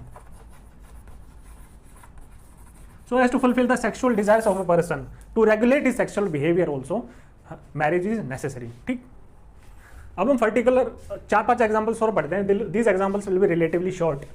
ठीक है, 6th, ठीक है, आप कैसे किसको एड्रेस करते हैं। सी आप देखिए कैसे किसको एड्रेस करते हैं, कैसे किसी से बात करते हैं, that is also determined by sociological forces और सोशल कंटेक्स्ट। सी आपका जो मैनर ऑफ एड्रेस होगा, आप एक एक्सट्रीमली रिच पर्सन और एक्सट्रीमली पुअर पर्सन को क्या सेम वे में एड्रेस करेंगे? क्या आप अंबानी को, for example if you meet Ambani और टाटा बिरला और you meet a poor beggar, generally you will see that you will address both of these people in a different manner, ठीक है? तो आप क्लास के बेसिस पे भी आपका आपस में इंटरेक्शन डिटरमाइन हो रहा है कि आप किसको कैसे एड्रेस कर रहे हैं। हालांकि वैली सिंपल पर्सनल एक्ट है, लेकिन इसके पीछे एक सोशोलॉजिकल फैक्टर है। सिमिलरली सी, क्या आप सेम वे में एड्रेस करेंगे आप जब एक हायर ऑफिशियल से बात करते हैं, हाई अथॉरिटी से, फॉर एग्जांपल पीएम, प्रेसिडेंट और लेट्स से फाइनेंस सेक्रेटरी और चीफ सेक्रेटरी, या फिर एक कॉमन मैन से एड्रेस करेंगे? क्या आप सिमिलर वे में एड्रेस करेंगे दोनों को? ऑब्वियसली यहाँ पे मोर फॉर्मलिज्म होगा, मोर रिस्पेक्ट होगी, और यहाँ पे क्या है, नॉर्मल। तो आपका जो एड्रेस करने का तरीका भी है, it also changes across class, ठीक है, अक्रॉस पावर और authority, right? So the manner in which you address people is also being put to sociological perspective here. सातवां, जब हम बोलते हैं कि see the very simple act of buying iPhone और कार और लग्जरी कार से, so as to say, see this is not determined by a person's need. An expensive iPhone और a simple Android phone, ठीक है, उनके बीच में क्या है, वास्ट क्या है, आपका कॉस्ट डिफरेंस है।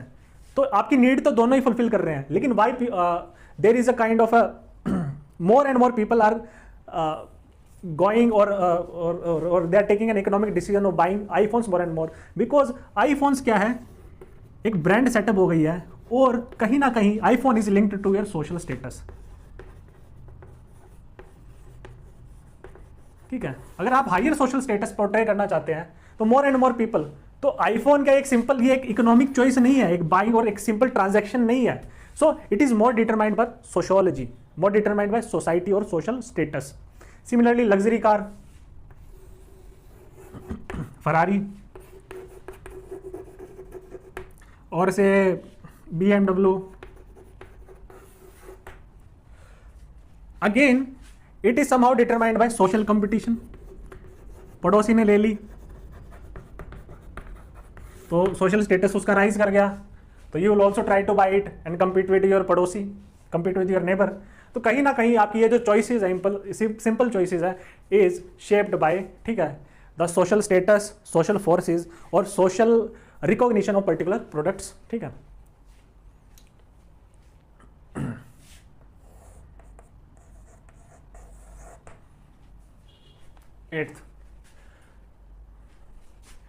एट्थ में हम क्या देखते हैं कि हमने ये देखा कि आपकी जो पॉवर्टी है, a person is poor not because of his merit और टैलेंट और ability, he is poor because of his circumstances, यानी circumstances are shaped by social structure, ठीक है।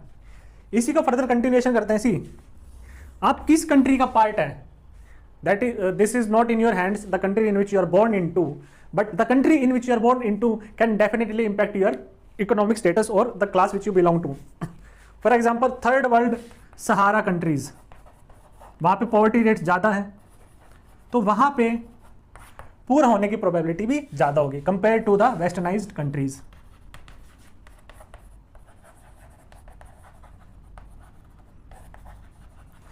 सो ये कोई इंडिविजुअलिस्टिक नहीं है कि आप पुअर हैं, बिकॉज सी यहीं पे हम एक थ्योरी देखते हैं, इमैनुअल वॉलरस्टाइन,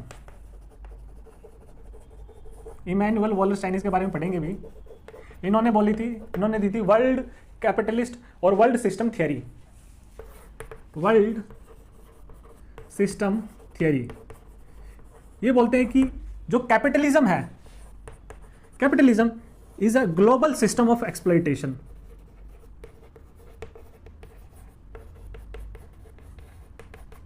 ठीक है, तो इसमें क्या है, जो हायर इनकम कंट्रीज है, ठीक है, हायर इनकम कंट्रीज है, हायर इनकम कंट्रीज ये एक्सप्लॉइट करती है मिडिल इनकम कंट्रीज को, और ये फर्दर चेन ऑफ एक्सप्लॉइटेशन करती है लोअर इनकम कंट्रीज को। ठीक है, ये ऐसे भी होता है, ये भी डायरेक्टली एक्सप्लॉइट करती है। ठीक है, तो ये जो लोअर इनकम कंट्रीज हैं, ये तो इनहेरेंटली जो वर्ल्ड कैपिटलिस्ट सिस्टम है, जो वर्ल्ड इकोनॉमिक स्ट्रक्चर है, उनमें ये इनहेरेंटली डिस्प्लेस्ड है। अब इसमें भी कुछ हायर क्लासेस होंगी, लेकिन इसमें मेजोरिटी पीपल क्या होंगे, पुअर होंगे। तो यहाँ पे कोई पर्सन प्लेस्ड है, तो उसका जो पॉवर्टी स्टेटस है, it is not simply determined by your क्या कहते हैं social structure, but it takes place in a larger context. ठीक है, योर इकोनॉमिक स्ट्रक्चर और वर्ल्ड कैपिटलिस्ट सिस्टम, वो भी आपका अगर ओवरऑल देखेंगे, that also forms a part of a social structure, isn't it. आप कंट्रीज को भी ऐड कर दो, कंट्रीज को भी ऐड कर दो, that also forms a part of a social और वर्ल्ड सिस्टम। ठीक है, तो सी डेवलपमेंट और एंटी डेवलपमेंट थियरी दी थी। ठीक है, poor countries are poor because rich countries are exploiting the poor countries. This happened during colonialism, the west exploited the east, and after the उसके बाद क्या हुआ था, डीकोलोनाइजेशन प्रोसेस स्टार्ट हुआ, और डीकोलोनाइजेशन प्रोसेस के बाद मल्टीपल कंट्रीज उनका राइज हुआ। ठीक है, मल्टीपल कंट्रीज ने इंडिपेंडेंस गेन की, लेकिन उसके बाद नियो कॉलोनियलिज्म स्टार्ट हो गया। ठीक है, पॉलिटिकल इंडिपेंडेंस मिल गई यहाँ पे, लेकिन इन कंट्रीज को डीकोलोनाइजेशन के बाद इकोनॉमिक इंडिपेंडेंस भी नहीं मिली।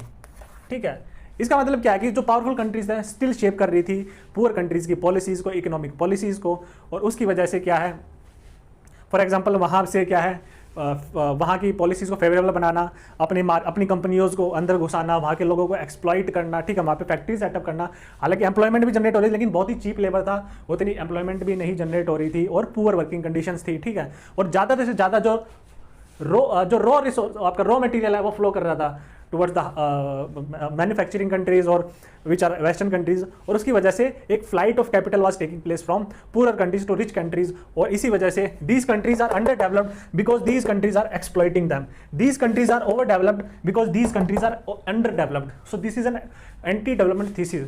तो आप इस कंट्री में प्लेस्ड हो, so it is not your mistake that you are being born in that particular country, और उसमें भी आप एक हायर क्लास पे बिलोंग नहीं करते हैं। So your economic circumstances somehow shaped by a larger system. इसको भी हम पढ़ेंगे, वर्ल्ड सिस्टम थ्योरी क्या होती है, एंटी डेवलपमेंट थीसिस क्या है, इसको भी हम डिटेल में पढ़ेंगे। ठीक है, later on. So we have covered 8 example. The 9th example is, see आप टीवी देख रहे हैं, a person is watching a TV. ठीक है, टीवी पे क्रिकेट मैच चल रहा है, say it is the final of the World Cup and India is in the final of the World Cup. Seems to be a very common individualistic act, right?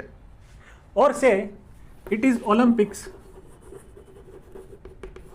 and Neeraj Chopra is in the final. ठीक है, final event होता javelin throw. Now see, seems to be a very particularistic or individualistic act watching a TV, but when this TV is watched by multiple people, millions of people of the country, ठीक है, and when India wins a World Cup and Dhoni hits a 6, or when Neeraj Chopra gets a gold and stands at the first position on the podium, तो वहाँ पे जो national anthem चलता है उसकी वजह से देखिए सेम टाइम पे इन सब लोगों की फीलिंग्स देखिए। At the same time this people will be bound the feeling by celebration, rejoice, pride. ठीक है, nationalism, patriotism is a more correct word, right? तो ये क्या है? Isn't it the common feeling और common consciousness आ रही है लोगों में? So it is not a just a simple act of watching TV.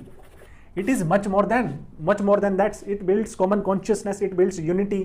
ठीक है, सेम टाइप की फीलिंग्स आती है, सेलिब्रेशन, रिजॉइस, प्राइड की. ठीक है, so it is not a mere simple act of watching TV. So इसको हम देखा पैट्रियोटिज्म के कंसेप्ट से और टीवी स्पोर्ट्स को लिंक किया. 10th, ठीक है, see Ganpati and Shivaji festivals.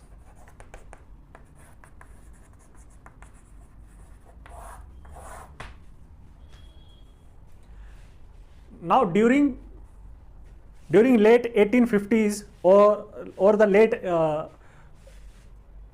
1890s, so to be precise, ठीक है, second half of the 19th century हम कह सकते हैं. उस टाइम पे इंडिया आप बार बार हिस्ट्री में पढ़ेंगे, India was still nation in the making. वहाँ पे नेशन का कोई कंसेप्ट नहीं था क्योंकि उसके पहले मल्टीपल राज्य थे और कम्युनिकेशन और ट्रांसपोर्टेशन सिस्टम्स नहीं थे इतने स्ट्रॉन्ग. तो एक सिंगल कंट्री और सिंगल एंटिटी और इंडिया एज ए नेशन का कंसेप्ट लोगों के दिमाग में नहीं आया था.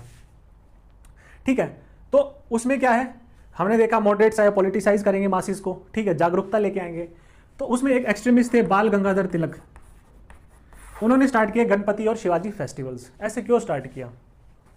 सी this is related to sociology. क्योंकि जब गणपति और शिवाजी फेस्टिवल्स थे उसमें लोग क्या है, कलेक्टिव वर्शिप में टेक पार्ट कर रहे हैं. ठीक है, so we are studying this festivals from a sociological perspective. जब कलेक्टिव वर्शिप में टेक पार्ट कर रहे हैं और they are involve in collective worship और एक कॉमन भगवान को क्या है, पूज रहे हैं, एक कॉमन भगवान के प्रेयर कर रहे हैं, तो एक कॉमन डेडिकेशन और कॉमन डिवोशन है. Common dedication, common devotion. ठीक है, तो ये जो डेडिकेशन और डिवोशंस होती है हमेशा हाई एनर्जी लेवल्स पे शो होती है. ठीक है, गणपति जी का आरती चल रही है, फेस्टिवल्स ऑर्गेनाइज हो रहे हैं, शिवाजी फेस्टिवल्स ऑर्गेनाइज हो रहे हैं. आप दुर्गा पूजा में देखिए, वहां पे जो लोग दुर्गा पूजा कर रहे होते हैं उनके जो डिवोशंस है उनमें कितनी एनर्जी होती है. वो जो पूरा ग्रुप होता है, जब लोग किस उससे सेलिब्रेट करते हैं किस पैशन और एनर्जी के साथ, तो हाई एनर्जी लेवल होंगे. ठीक है, यहाँ पे कॉमन आइडियोलॉजी भी होगी लोगों की. तो इससे क्या होगा, लोगों के बीच में क्या है, यूनिटी और बढ़ेगी. ठीक है, तो रिलीजन क्या प्रोवाइड करता है, यूनिटी प्रोवाइड करता है लोगों के बीच में. और ये यूनिटी का यूज किया गया नेशनलिज्म को फ्यूल करने के लिए. ठीक है, एक स्ट्रेंथ बनाएगी लोगों के बीच में, एक बॉन्ड बनाया गया. ठीक है, through the means of religion. ये जो फीलिंग होती है ना, हाई एनर्जी लेवल सबके सभी लोगों का, इसको डोरखाइम पढ़ते हैं जब रिलीजन के बारे में बोलते हैं. डोरखाइम सेज रिलीजन का फंक्शन होता है to promote unity among people of the same religion. तो डोरखाइम क्या बोलते हैं, इसको बोलते हैं कलेक्टिव अफरवेसेंस. कलेक्टिव अफरवेसेंस, ये जो फीलिंग ऑफ, ये जो हाई एनर्जी लेवल्स है और ये कॉमन डेडिकेशन है, इससे क्या है, कलेक्टिव एफरवेसेंस होगा, यूनिटी होगी लोगों के बीच में. और इन्हीं फेस्टिवल्स में क्या है, अगेंस्ट द ब्रिटिश क्या है, इसी यूनिटी का यूज किया जाएगा. और ब्रिटिश साम्राज्य को कहीं ना कहीं डिसलॉज करने के लिए बाल गंगाधर तिलक ने ये फेस्टिवल्स ऑर्गेनाइज किए थे. ये हमने एग्जाम्पल्स पढ़ लिए. अब फर्दर 3-4 एग्जाम्पल्स से हमने देखा कि हिस्ट्री, बायोग्राफी और आपका सोसाइटी के बीच में क्या रिलेशंस हैं, ये हम पढ़ेंगे. बिकॉज यही जो मेन कंसर्न है वो आपका जो सी राइट मिल्स ने मेन स्टेटमेंट दी थी, आई will be writing that statement. ठीक है, तो वो स्टेटमेंट को हम जस्टिफाई करेंगे. ठीक है, हमने ये तो देख लिया सोशियोलॉजिकल इमेजिनेशन क्या है. So I will be writing 2-3 lines. ठीक है, जो सोशियोलॉजिकल इमेजिनेशन के बारे में सी राइट मिल्स ने पर्टिकुलरली बोला. तो मिल का कोट है ये, आप डायरेक्टली इसको कोट करना अपने आंसर में. ठीक है, the quote goes like this, neither the life of an individual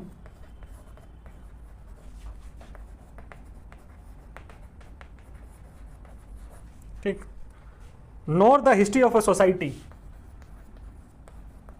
nor the history of a society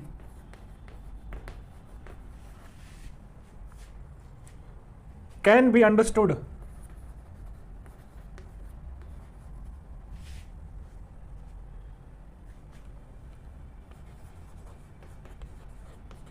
without, can be understood without understanding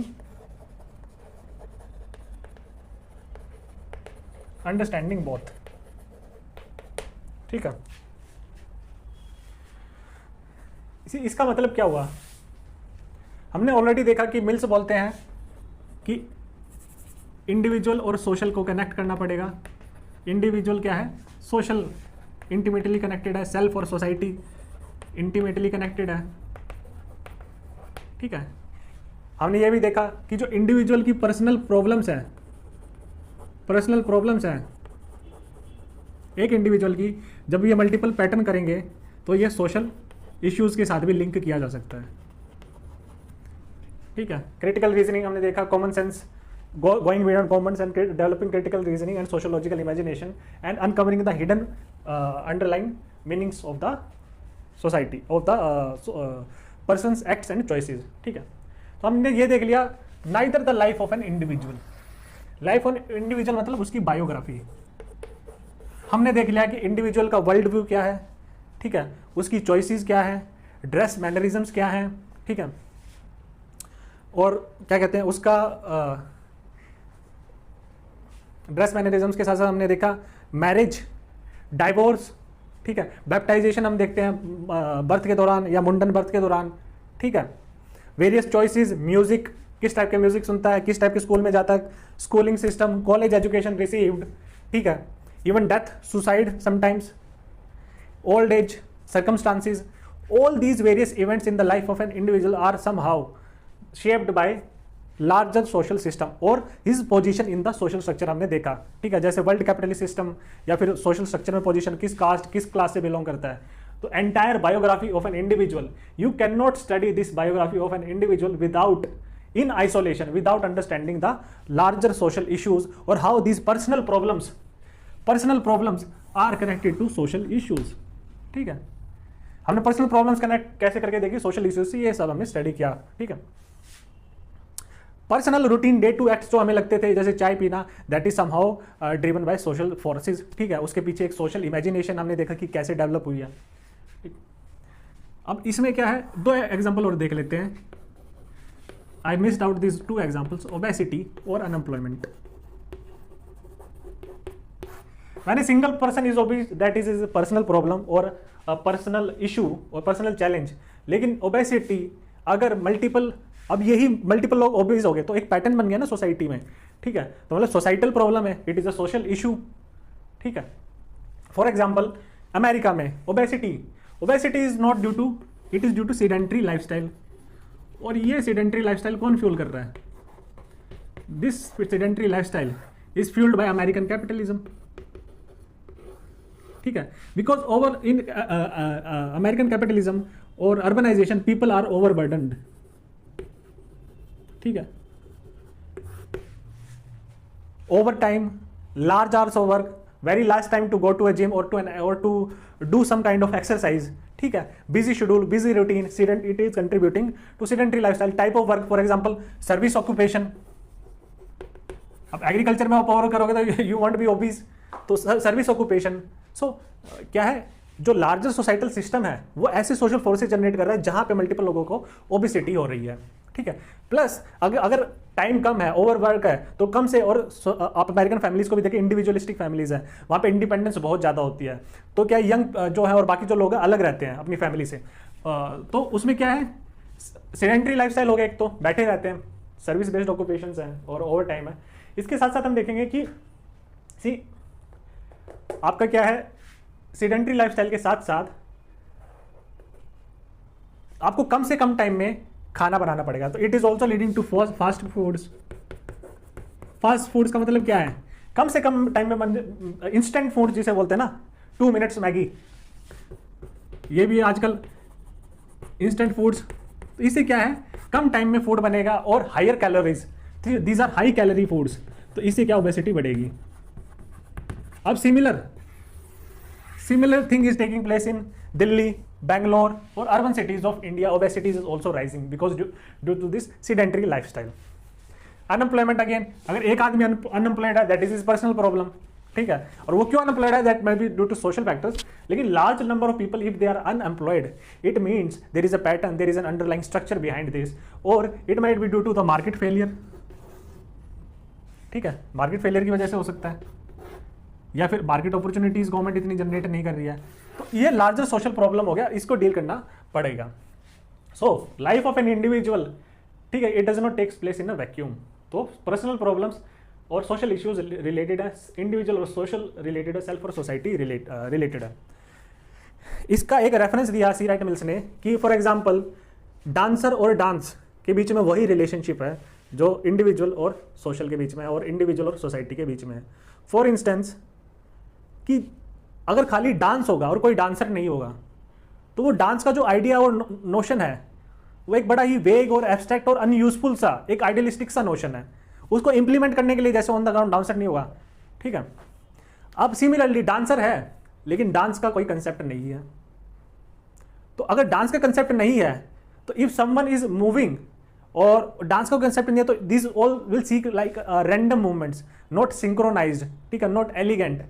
तो वो एलिगेंस और सिंक्रोनाइजेशन तो एक कंसेप्शन होना चाहिए ना डांस का, तभी डांसर है। तो डांसर और डांस जैसे आपस में रिलेटेड है, ऐसे इंडिविजुअल और सोशल आपस में रिलेटेड है। तो बायोग्राफी हमने देखा ना, पूरा का पूरा लाइफ इवेंट्स एग्जाम्पल्स से हमने देखा कि कैसे पूरे के पूरे लाइफ इवेंट्स इज डिटरमाइंड और connected with bigger social structure और the higher abstract social forces, society, sociology.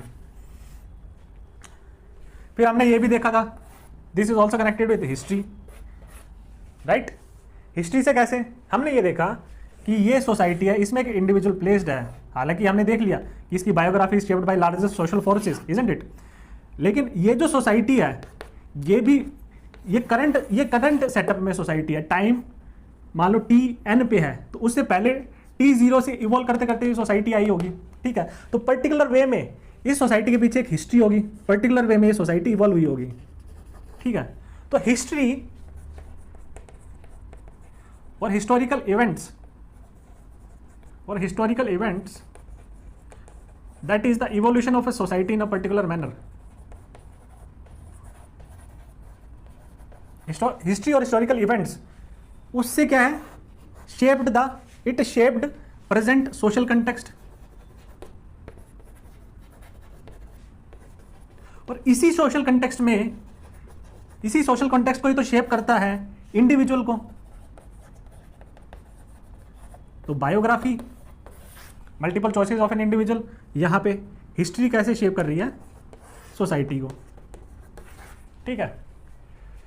तो history of society also should be understood, और इनके बीच में क्लोज जो रिलेशनशिप है उसी के बेसिस पे हम क्या है, कॉम्प्रिहेंसिव इमेजिनेशन का यूज करके, सोशोलॉजिकल इमेजिनेशन का यूज करके हमें क्या है एक आगे जाके एक सोशोलॉजिकल अंडरस्टैंडिंग डेवलप करनी पड़ेगी। So you have to understand the history और historical events also in a sociological imagination from the sociological perspective, ठीक है। इसका एग्जांपल देखते हैं कि this led to this and this led to this, तो आपस में तीनों चीजें इंटरकनेक्ट होगी ना, क्योंकि this is also influencing an individual. इसके एग्जांपल देखते हैं 4-5। सबसे पहले English fetishism. Why is there English fetishism in India? Because English as a language during the colonial times was spoken by the British. और British उस time पे क्या racial superiority थी, तो ब्रिटिश की रेशियल सुपीरियोरिटी थी तो इंडियंस उनको कहीं ना कहीं लुक आफ्टर करते थे, ठीक है। उनको एक क्या है रेफरेंस ग्रुप मानते थे, एक पॉइंट ऑफ रेफरेंस मानते थे जिनके बिहेवियर को वो एमुलेट करना चाहते थे। तो और प्लस ब्रिटिशर्स ने भी बोला कि हमारा कल्चर क्या है, पुअर है, उन्होंने बोला कि we are the land of snake charmers, we are poor, backward, worth nothing, whereas we English are a superior race. इसको बोलते हैं सोशल डार्विनिज्म थियरी। तो वहां से ये फेटिशिज्म आ गया कि इंग्लिश को यूज करना। तो आज के टाइम पे भी ये फेटिशिज्म है इंडिया में कि मोर एंड सी इंग्लिश के प्रैक्टिकल यूजेस है, नो डाउट, और it is a global language now days. लेकिन इंग्लिश का जो फेटिशिज्म है इंडिया में कहीं ना कहीं it is driven by colonial legacy.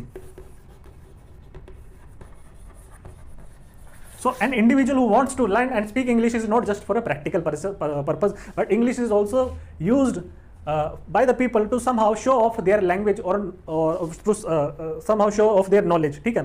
तो इंग्लिश का क्या है, यूज हो रहा है, ऐसे भी बोला जाता है कि जो इंग्लिश यूज़ नहीं कर रहा उनको कहीं ना कहीं इलिटरेट और बैकवर्ड और ये सब माना जाता है।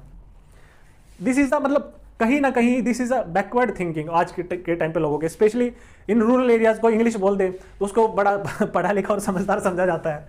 तो दिस इंग्लिश फेटिसिज्म, तो ये कहीं ना कहीं लोगों की जो इंडिविजुअल वर्ल्ड व्यू है, चॉइस है, और उसकी जो फेटिसिज्म है टुवर्ड्स इंग्लिश, ठीक है, it is shaped in larger social context which was driven by history, right.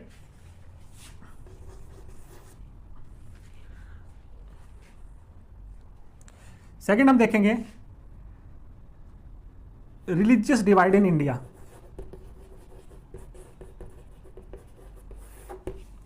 Now in present times we are seeing the engulfing religious divide, or religious divide is taking between two major communities in India. तो इसके पीछे भी एक historical context है, right, because this artificial distinction और artificial division was made by the British, divide and rule. और इस divide and rule का पॉलिसीज उन्होंने ऐसी दी, ऐसी आइडियोलॉजी बनाई, ऐसी फूट डाली दो कम्युनिटीज के बीच में, तो उसकी लेगेसी आज भी दिखाई देती है। और इसी का फूट का यूज करके हमने देखा है मल्टीपल टाइम्स, हमने देखा पिछले 50-60 सालों में मल्टीपल कम्युनल राइट्स हुए हैं, ठीक है, carried out by various governments, by various political parties, no single political parties could be blamed for this, बस every political parties had a role to play in all this to somehow use religion, because ये क्या है, कहीं ना कहीं communalism दंगा होता है तो एक इंडिविजुअल की लाइफ भी जानती है, उसकी फैमिली भी डिस्ट्रॉय हो जाती है कम्युनल दंगे में। ये जो है कम्युनल दंगा शेप किया सोशल कॉन्टेक्स्ट है, और इसके पीछे एक हिस्टोरिकल रीजनिंग है, divide and rule policy. African ethnic conflicts,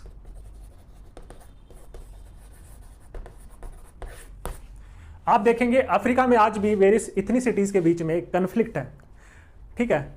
Y is this so? One is the policy of divide and rule again. उस टाइम पे जो कॉलोनियलिस्ट थे उन्होंने डिवाइड एंड रूल फॉलो करके वेरियस कम्युनिटीज को डिवाइड किया ताकि वहाँ पे नेशनलिज्म वाली फीलिंग डेवलप ना हो, और वो कॉलोनियल लेगेसी अभी भी आती जा रही है, अभी भी वेरियस इथनिक कन्फ्लिक्ट्स होते हैं अफ्रीका में। एक रीजन तो इसका इथनिक कॉन्फ्लिक्ट का ये है, फॉर एग्जाम्पल जो रवांडा में हुआ था, रवांडा जेनोसाइड हुई थी 1992-93 में शायद, उस टाइम पे जो तुत्सीज और हुटू, इसके बीच में एक मूवी भी है होटल रवांडा, तो आपका तुत्सीज और हुतूस के बीच में फाइट हुई थी, ठीक है, मल्टीपल जेनोसाइड हुआ वहाँ पे, ठीक है। तुत्सीज जो माइनॉरिटी और कम्युनिटी थी वहाँ पे उन लोगों की मास मर्डर किया गया था। तो ये जो है डिवाइड एंड रूल का जो इनकलकेट किया था ये कॉलोनियलिस्ट ने किया था, और वो कॉलोनियल लेगेसी आगे फॉरवर्ड हुई, और उसी का यूज करके जो वहाँ के जो फंडामेंटलिस्ट फोर्सेस थे उन्होंने ये डिवाइड को फर्दर और वाइड कर दिया था।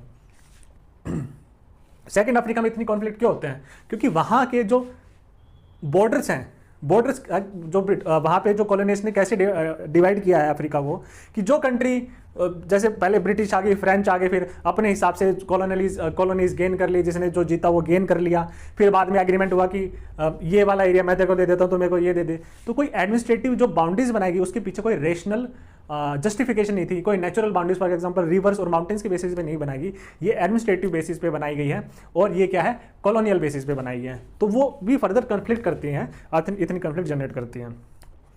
तो this is our history biography, और it is related with each other. I will give you an important example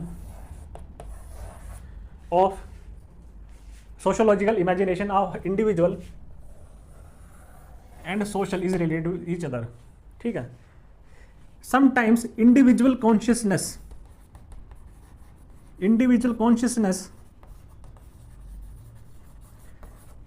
does not allow a person to commit a particular act, ठीक है। Individual consciousness ये बोलते हैं कि ये एक्ट मत कर, ठीक है, it is a bad act. For example murdering someone, ठीक है, और getting involve in communal riots, और getting involve in genocide, it is a bad act, ठीक है। लेकिन इस इंडिविजुअल पे प्रेशर होता है अनदर मेंबर्स का, इसको क्या बोलते हैं, ग्रुप फीलिंग, ठीक है, ये पीयर प्रेशर और कम्युनिटी प्रेशर होता है। If you are being a part of this group, you have to commit certain acts even if it goes against your personal morality or individual consciousness. तो individual consciousness के against जाके person वो act करता है। For example the famous Nuremberg trials, जब Nazi regime का and हो गया था तो उसके बाद ट्रायल्स चली थी, जो कल्प्रिट्स है to brought them to justice. तो उस पे एक ये बात ये कही गई, जो वहां की ब्यूरोक्रेसी थी, ब्यूरोक्रेसी बोली कि we are simply following the orders. ठीक है, उस टाइम पे ब्यूरोक्रेसी जो ऑफिसर्स उन्होंने बोला कि system was such, the political system was such that we have to follow orders और रिस्क लूजिंग आवर लाइव्स। तो इसमें क्या है, इंडिविजुअल रिस्पॉन्सिबिलिटी फिक्स की जा सकती है, still they did the heinous acts. ठीक है, लेकिन इसी ग्रुप फीलिंग के अगेंस्ट जाके लोग, एक दूसरा इंडिविजुअल था, आपने जिसने मूवी देखी होगी शिंडलर्स लिस्ट, उसमें एक इंडिविजुअल था Oscar Schindler. He is a German national, he was a German national जिसने मल्टीपल जूज की जान बचाई थी उस टाइम पे। ठीक है, during the Holocaust time. See you are seeing the difference between these two. तो इंडिविजुअल कॉन्शियसनेस क्या है, हमेशा सबसाइड नहीं करती है ग्रुप कॉन्शियसनेस में। यहाँ पे इस undertaking is own undermining his own security, taking risks, he saved the life of many Jews. So this is a brave act. That is why it is said as brave act, because here individual acts against the societal collective or societal consciousness or the common consciousness. ठीक है, तो यही discussion ये हुआ था कि bureaucracy की accountability fix होनी चाहिए क्या इसमें। प्लस उस टाइम पे नाजी रिजिम में ऐसा नहीं कि all the Germans wanted to kill the Jews, some people had sympathy, but being a part of a collective they had to shut themselves down. ठीक है, तो ये ऐसे है, सोशल और इंडिविजुअल का ये कनेक्ट होता है। ठीक है, तो आपको मल्टीपल एग्जांपल्स मैंने बताए, सोशियोलॉजिकल इमेजिनेशन क्या होता है, सी राइट मिल्स ने क्या बोला। ठीक है, तो इसमें हमने एक चीज और देखेंगे, आर.के. मर्टन। जब सोशियोलॉजिकल इमेजिनेशन का क्वेश्चन आएगा तो आर.के. मर्टन भी आपको क्वेश्चन आंसर में ऐड करना पड़ेगा। अभी आप समझ नहीं पाएंगे क्योंकि we have not still covered R K. Merton. लेकिन जब ये बोलता है कि सोशियोलॉजी क्या, क्रिटिकल रीजनिंग जो सोशियोलॉजिकल इमेजिनेशन है, जो हिडन मीनिंग्स है, हिडन मीनिंग्स को हमने देख लिया इतने एग्जांपल्स के थ्रू कैसे अनकवर करता है। तो सेम चीज़ आर.के. मर्टन बोलते हैं कि जब सोशियोलॉजिस्ट पढ़ेगा तो उसको किसी भी चीज़ के लेटेंट और manifest, two words, manifest is something which is visible, ठीक है, जो क्लियर है, लेकिन latent is something which is hidden. तो हिडन फंक्शंस और डिसफंक्शंस को भी जानना पड़ेगा। तो आर.के. मर्टन को भी आप कहीं ना कहीं इंक्लूड कर लेना, सोशियोलॉजिकल इमेजिनेशन क्वेश्चन आए। ठीक है, आप वेबर को भी इंक्लूड कर सकते हैं, मैक्स वेबर को भी इंक्लूड कर सकते हैं। कहाँ इंक्लूड कर सकते हैं, हमने देखा जब इंटरप्रेटिव एक्शन है, जब दो बंदे एक्शन कर रहे हैं, उनके बीच में मीनिंग और मोटिव रहेगा कुछ। ये मीनिंग और मोटिव क्या है, ये हिडन है। इसको जानने के लिए आप इंटरप्रेटिव मेथड और वर्स्टेंट मेथड यूज करेंगे। ठीक है, सो that is a part of weber. ये सब आपका क्लियर होगा जब हम ये सारे स्कॉलर पढ़ेंगे। But when sociological imagination question come, you have to mention Weber, you have to mention R K. Merton, you have to mention C Wright Mills. फिर उसके बाद जब हमने देखा तीनों के बीच में रिलेशनशिप, ठीक है, हिस्ट्री, सोसाइटी और बायोग्राफी के बीच में रिलेशनशिप, तो हिस्ट्री और सोसाइटी आपस में कैसे रिलेटेड है उसमें हम आगे जाके देखेंगे। मल्टीपल स्कॉलर्स भी पढ़ेंगे, मार्क्स के बारे में पढ़ेंगे कि उसने कैसे बताया कि हिस्ट्री कैसे, सोसाइटी की हिस्ट्री कैसे इवॉल्व हुई through multiple modes of production. तो और ये सारे एग्जांपल्स होंगे, तो आप कितने भी वर्ड्स का आंसर लिख सकते हैं। You have to limit down your words there. ठीक है, so you will get to read many scholars. ठीक है, उसके बाद हम देखेंगे जी.एस. घुरे के बारे में पढ़ेंगे, एम.एस. श्रीनिवास के बारे में पढ़ेंगे। जी.एस. घुरे ने इंडोलॉजिकल अप्रोच दी थी, तो उसमें भी हिस्ट्री का यूज होगा।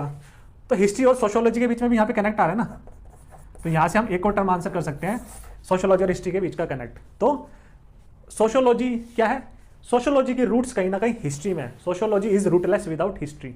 ठीक है, और बोला जाता है history is fruitless without sociology. तो हम ये आगे पढ़ेंगे, लेकिन आई होप ये आपका जो कंसेप्ट है सोशियोलॉजिकल इमेजिनेशन का और सी राइट मिल्स का जो बोला वो आपको क्लियर हुआ होगा।